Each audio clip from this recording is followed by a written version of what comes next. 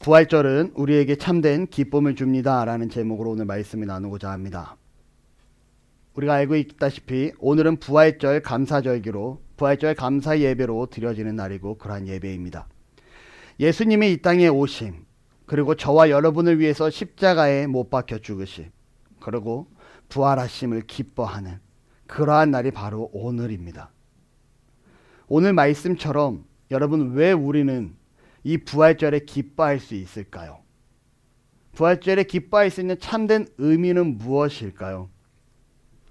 우리는 죄 가운데 스스로 벗어날 수 없는 죄인이었습니다. 그러한 죄인을 하나님께서 사랑하셨고 나를 대신하여, 나의 죄값을 대신하여 예수 그리스도를 죽음으로, 십자가에 못 박혀 죽게 하심으로 인해 우리의 죄를 용서하시게 됩니다. 그리고 그분이 사흘 만에 부활하심을 통해 우리가 다시 살아날 수 있는, 구원받을 수 있는 은혜의 장을 하나님께서 열어주시게 됩니다. 바로 이것이 우리가 부활주일날 하나님 앞에서 기뻐하고 우리의 삶 가운데 기뻐할 수 있는 이유가 되어집니다. 제가 종종 예화로 말씀드렸던 신들러 리스트라는 영화가 있습니다. 명작이고요. 너무나 유명한 영화입니다. 이 신들러는요, 전쟁을 이용해 돈을 벌기 위해서 유태인들을 값싼 노동력으로 고용하기 시작을 합니다. 그리고 그는 시간이 흐를수록 나치의 잔혹한 현실을 목격하게 되면서 유태인들을 향한 마음이, 그의 삶의 방향이 바뀌기 시작합니다. 그는 자신의 재산과 그리고 자신의 사회적 지위를 이용해서 약 1100명이나 되는 많은 유대인들을 내가 필요하는 노동자이다 라며 그들을 강제 수용소에서 자신의 공장으로 이주하여 그들을 일을 시키게 됩니다. 처음에 유태인들을 고용했던 것은 돈을 벌기 위한 수단으로 유태인들을 고용했지만 그는 변화하게 되었고요. 이후 유태인의 생명을 살리는 구원의 손길이 되어지게 됩니다. 여러분, 신들러 리스트의 혹시 마지막 장면이 기억나십니까? 유태인들이 335 자신의 금과 은과 이빨을 뽑아서 그거를 신들러 리스트에게 선물을 합니다. 그리고 신들러 리스트는 내가 이 시계를 팔았다라면 몇 명을 구할 수 있었을 것이고, 내가 내 차를 팔았다라면 내가 또 몇 명을 구할 수 있을 것이며, 폭풍오열하는 그러한 장면을 우리가 영상에서 볼 수 있습니다. 2차 세계대전 때 나치 정권은요, 유태인들을 조직적으로 학살하기 시작을 합니다. 그들을 박해하기 시작을 합니다. 유태인들이 유태인이라는 이유만으로 그들이 강제 수용소에 끌려가게 되었다라는 거죠. 이 유대인들은요, 이 수용소에서 자신의 힘으로 스스로 벗어날 수 있는 길은 어느 것도 없었습니다. 오스카 신들러와 같은 그러한 자들에 의해서 누군가가 구원의 손길을 뻗어주지 않으면 그들은 절대 구원받을 수 없는, 절대 그 유태인 수용소에서 벗어날 수 없는 신세였었다라는 겁니다. 오스카 신들러는요, 그런 유태인들을 불쌍히 생각했고 그들을 구원하기 위해 자신의 재산을 팔아 자신의 지위를 위해 그들을 1100명이나 되는 사람들을 살려내기 시작을 합니다. 여러분, 유태인들은 왜 그곳을 벗어날 수가 없습니까? 이유는 하나입니다. 그들에겐 강제 수용소 안에 자유가 없었습니다. 그들이 수용소에서 빠져나오기 위해선 외부의 손길이 있었어야 된다는 거죠. 우리의 모습도 마찬가지입니다.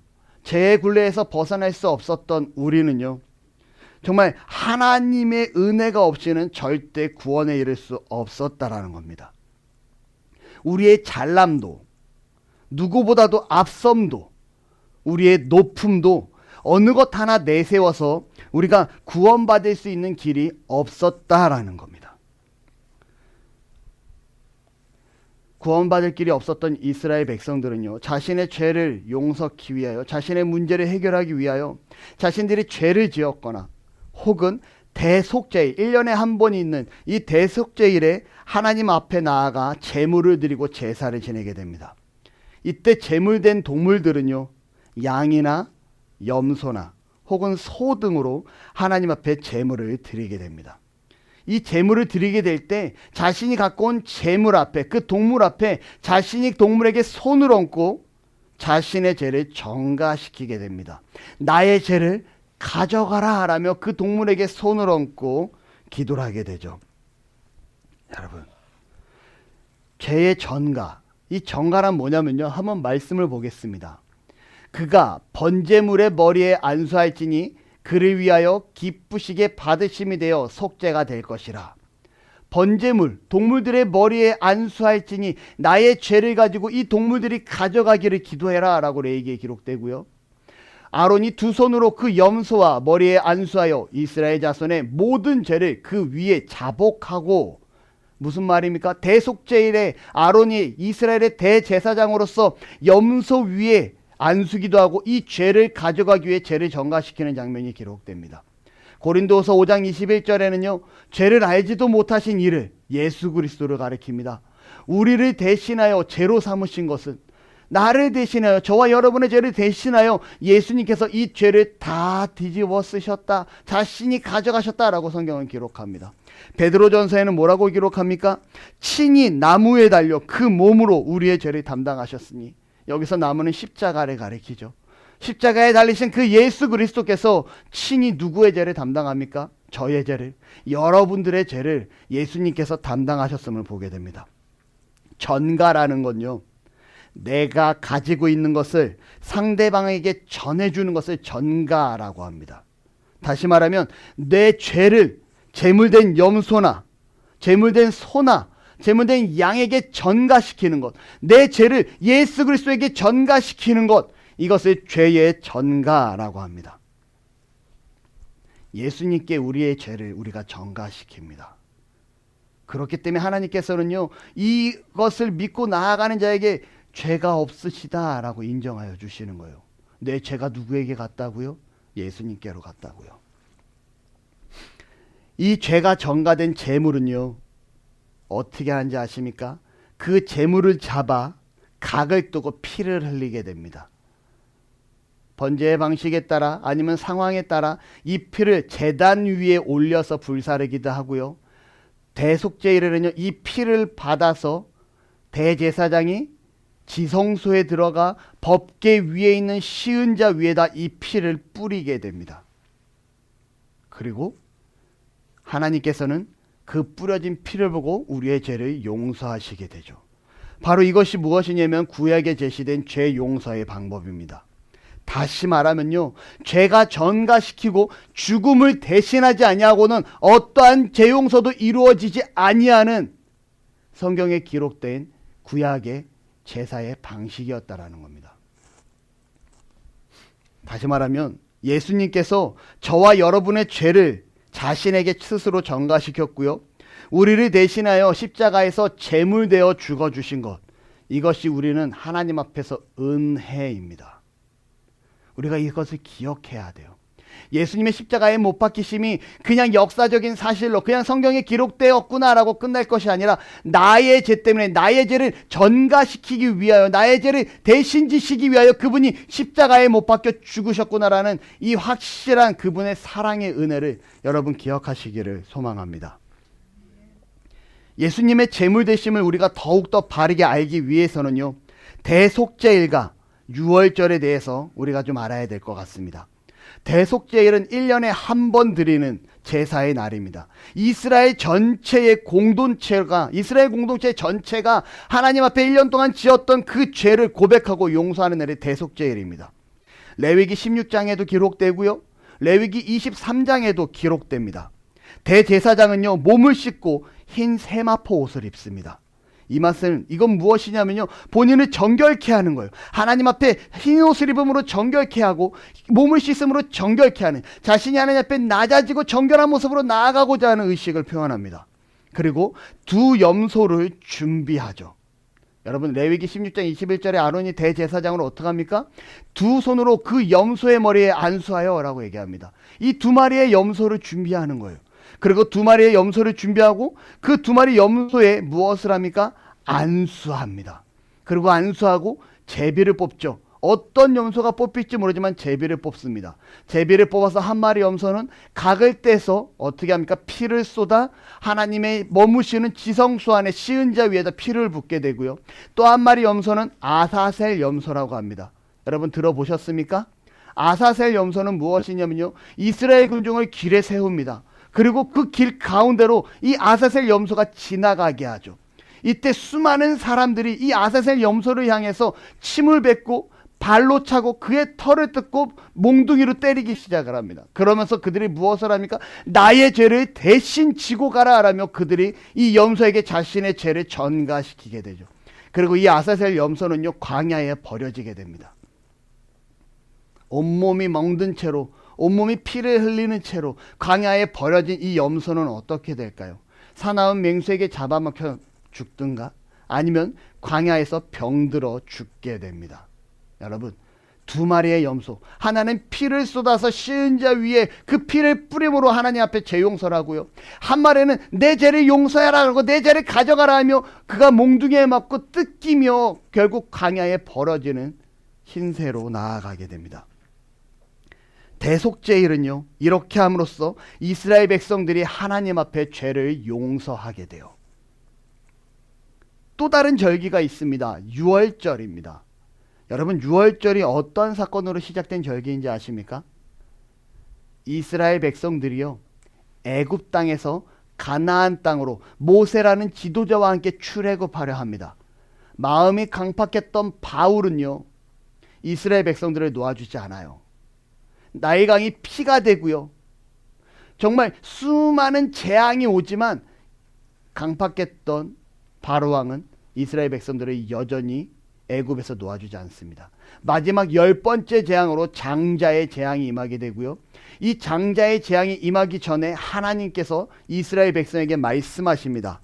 어떻게 합니까? 흠없고 깨끗한 어린 양을 잡아서 그의 피를 문 설주와 임방에 발라라 라고 얘기하죠. 하나님의 사자가 그곳을 지나갈 것이다 라고 성경은 기록합니다. 여러분, 무엇입니까? 이 이스라엘의 백성이 애굽에서 가나안으로 나아가기 이전에 애굽에 내려진 마지막 10번째 재앙, 이 재앙 가운데 애굽에 있는 첫 번째 있는 모든 것들은 다 죽게 됩니다. 사람도 죽고요, 동물도 죽고요, 모든 첫 것은 다 죽음을 벗어나지는 못해요. 애굽이라는 나라에 온통 슬픔이 울려 퍼지게 됩니다. 그때 이스라엘 백성들은요, 하나님의 말씀대로 어린 양을 잡아 그 피를 문설주와 임방에 바르게 되고요, 어떠한 역사가 나타납니까?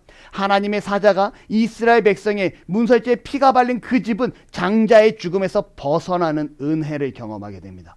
이 일을 계기로 무슨 절기가 시작되냐면 지나갔다라는 의미의 유월절이 이스라엘 백성들에게 시작되기 시작을 해요. 유월절은요, 단순히 장자의 죽음을 피했다라는 의미라기보단 죽음에서 생명으로 옮겨진 사건입니다. 그리고 죄의 심판에서 이 어린 양의 죽음의 피로 말미암아 구원받았음을 나타내고 있는 것이 바로 유월절기라는 거예요. 문에 발라진 어린 양의 피는요, 죽음을 이기시는 하나님의 은혜의 선물이었습니다. 세례 요한이 예수님을 보고 외칩니다. 보라, 세상 죄를 지고 가는 하나님의 어린 양이로다. 이 말씀이 왜 나왔을까요? 이 유월절에 우리의 죄를 대신 지고 하나님 앞에 나아가는, 우리의 죄를 대신 지고 십자가로 나아가는 그 하나님의 어린 양이로다. 여러분, 유월절에 어린 양이 무슨 일을 감당합니까?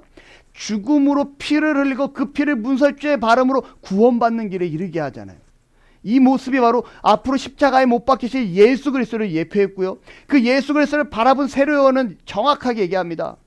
세상 죄를 지고 가는 하나님의 어린 양이로다. 저자가 분명히 우리를 구원할 자이시로다 라고 외치는 거죠. 예수 그리스도의 죽으심은 그러한 은혜였습니다. 예수님께서 십자가를 지고요, 머리엔 가시관을 쓰고 몸엔 흉포를 입고요, 그가 골고다 언덕을 올라가기 시작을 합니다. 수많은 유대인들이 예수를 바라보고 외치기 시작을 하죠. 네가 구원자면 네 스스로 구원해 보아라. 네가 하나님이면 너를 구원해 보아라며 예수님을 핍박하고 채찍질하고 때리며 하는 모습을 보게 됩니다. 여러분, 무엇이 연상됩니까? 아사셀 염소가 연상되지 않나요? 여러분, 대속죄일에 그 제물로 드려진 염소처럼 예수님이 제물되어서 군중들 사이를 걸어갑니다.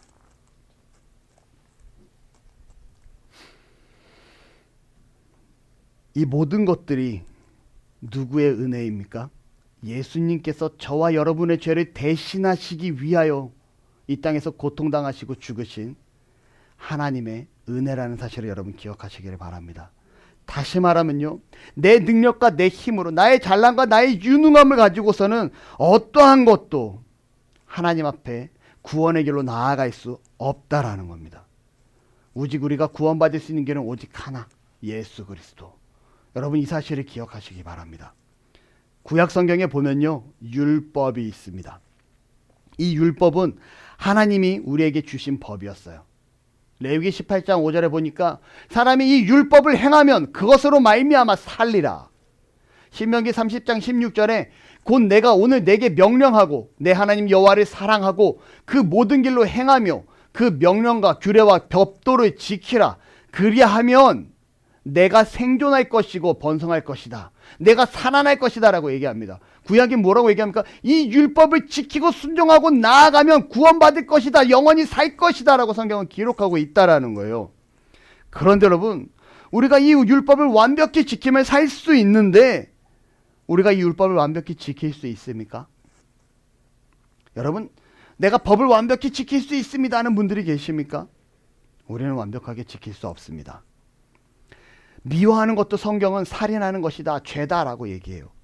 어느 순간 내가 원치 않은데 누군가 뭔가의 행동으로 인하여 그 사람이 미워지기 시작을 합니다. 이미 성경은 살인하였다라고 얘기해요. 이성을 보고 음욕을 품는 자마다 간음이다라고 얘기합니다. 내가 직접 간음하지도 않았는데 음욕을 품는 나쁜 생각하는 그것만으로도 간음이다라고 얘기합니다. 이곳에서 벗어날 수 있는 사람이 있을까요? 남의 것을 탐내는 것조차 도둑질이다라고 성경은 얘기합니다. 여러분, 내 의지와 상관없이 남의 것이 좋아 보이고 저것을 내가 갖고 싶다라는 생각이 한 적이 없을까요? 이미 있다라는 거죠. 우리의 의지와 상관없이요, 우리는 내가 알게 모르게 스스로 연약한 가운데 죄를 짓고요, 하나님이 하지 말라는 율법을 범하는 삶을 살아갑니다. 다시 말하면 우리는 하나님이 주신 율법을요 절대로 완벽하게 지킬 수 있는 사람은 이 땅 어디에도 아무도 없다라는 거예요. 그래서 하나님께서는 우리에게 제사 제도를 허락해 주십니다. 너희가 율법을 완벽히 지킬 수 없기 때문에 제사 제도를 허락해 주므로 그 죄 용서 받을 수 있는 길을 우리에게 주셨다는 거죠.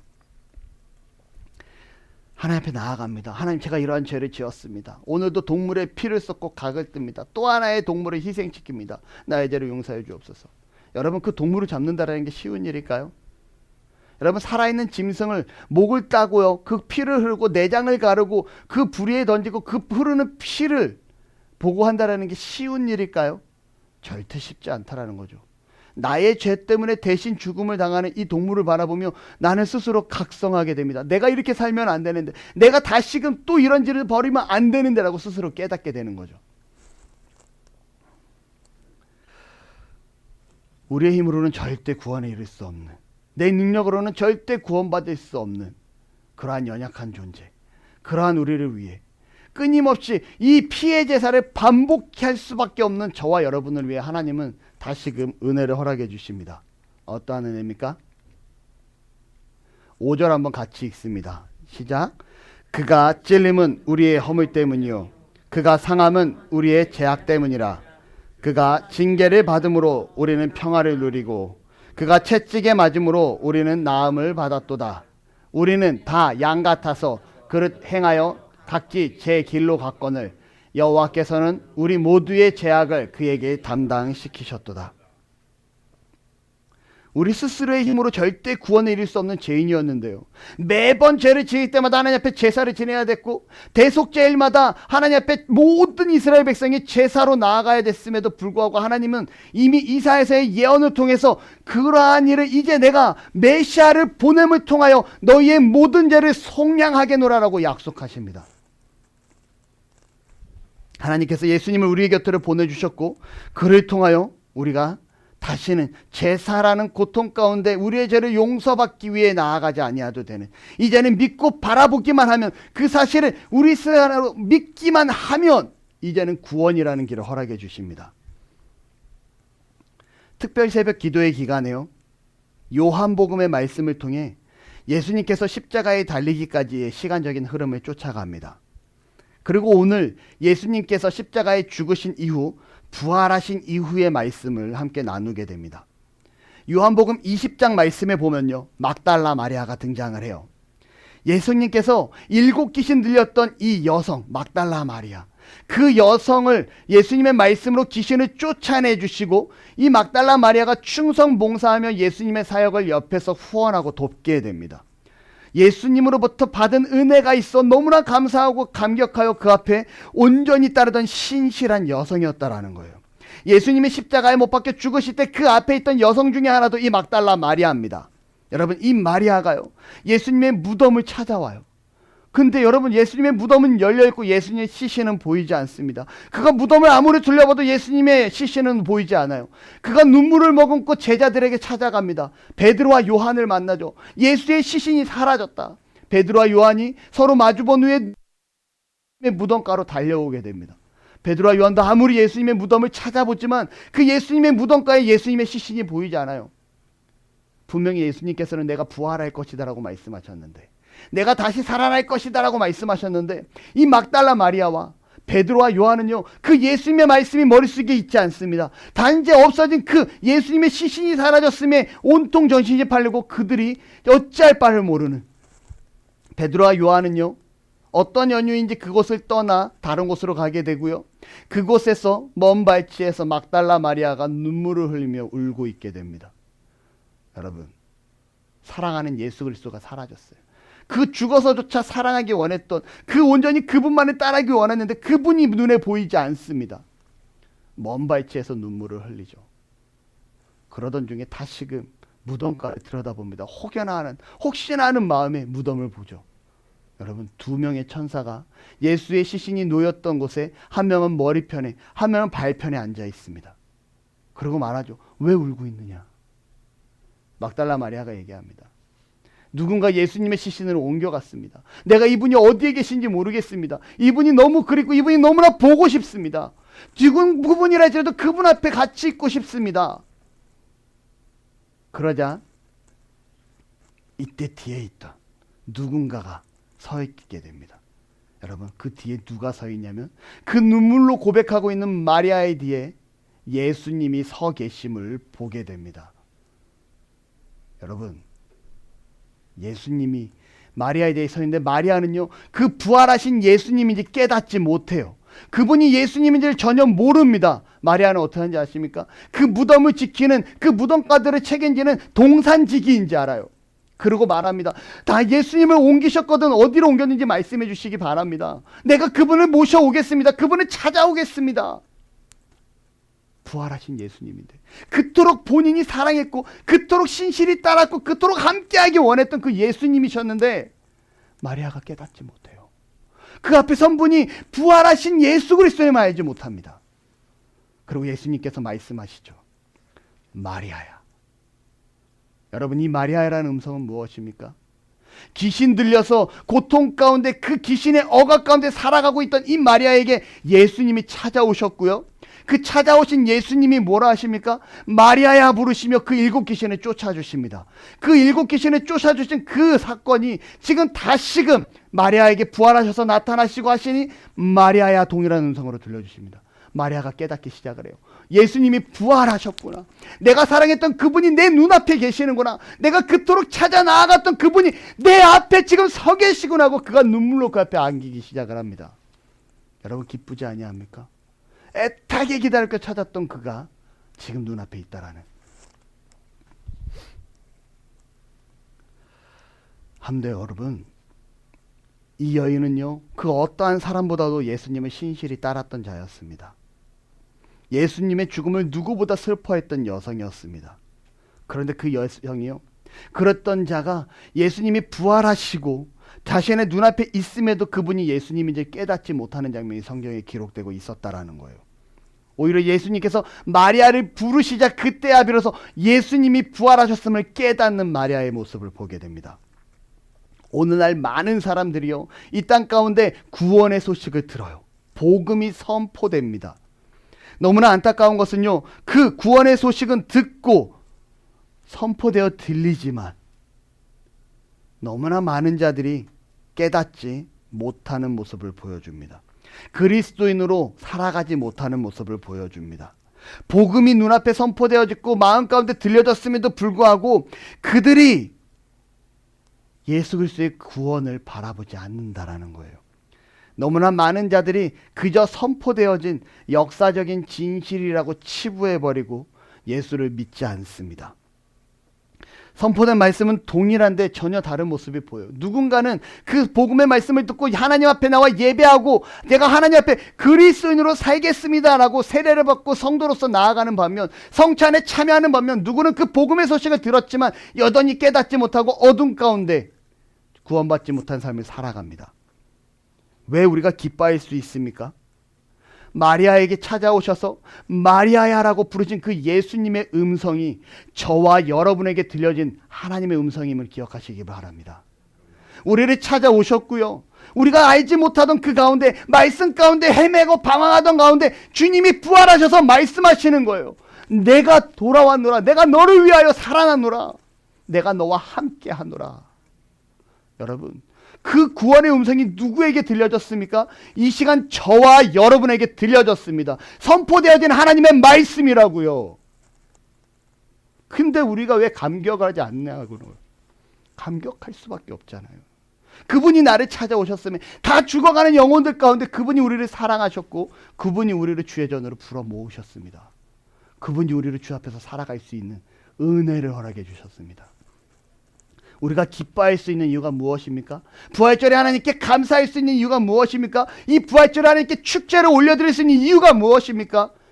그분이 저와 여러분의 죄를 대신하여 십자가에 죽으셨고요. 그분이 우리를 부활에 소망할 수 있게끔 그분이 부활하셨고요. 이로 말미암아 우리가 구원받은 자로 나아갈 수 있는 가운데 마리아를 찾아오셔서 마리아라 부르신 그 부르심이 저와 여러분들에게 있었기 때문에 우리가 하나님 앞에 기뻐하며 즐거워할 수 있는 사실임을 기억하시기를 바랍니다. 그렇게 부활절은요, 우리에게 와 예수님이 부활하셨대 단순한 논리와 이성으로 끝날 것이 아니라 우리의 마음과 전심을 다하여 그분이 부활하심을 기뻐해야 되는 축제의 날임을 여러분 기억하시기를 바랍니다. 그러한 은혜가 저와 여러분의 삶 가운데 온전히 머물게 되시기를 축원합니다. 기도하겠습니다. 하나님 사랑합니다. 하나님 고맙습니다. 우리를 사랑하시고 정말 주 앞에 나와 이 부활절을 기쁨으로 영광 돌리기를 원합니다. 하나님 정말 우리를 너무나 사랑하셨고 예수 그리스도를 보내주셨으며 낮은 자의 모습으로 우리의 죄를 감당하게 하셨고 십자가에 못 박혀 고난받으며 죽게 하시고 우리의 죄를 용서케 하시니 감사합니다. 더욱이 나아가 그가 부활하심으로 우리가 구원을 소망케 하시고 우리에게 찾아오심으로 우리가 이 부활절을 기쁨의 주일로 기쁨의 절기로 예수님이 부활하심을 기쁨의 찬양으로 경탄으로 높여드릴 수 있게 하시니 감사드립니다. 우리가 날마다 감사함으로 주 앞에 나아가기를 소망하고 원하오니 이 부활의 기쁨을 감격함으로 영광 돌리기를 원하오니 주여 도우시고 함께하여 주옵소서. 예수님의 이름으로 기도합니다. 아멘.